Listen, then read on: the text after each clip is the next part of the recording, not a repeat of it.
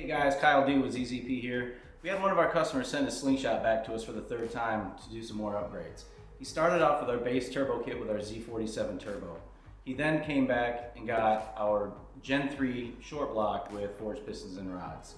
He went home, used it for a while, he added a quad kit and came back for some more power. On this round, we installed a Ecotec ECU, Elite 1500.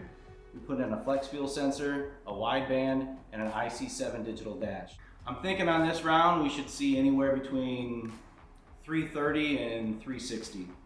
His Slingshot also has our performance clutch upgrade kit in it. This clutch is capable of handling anything it'll throw at it. We're going to fuel it up with E85 and get started.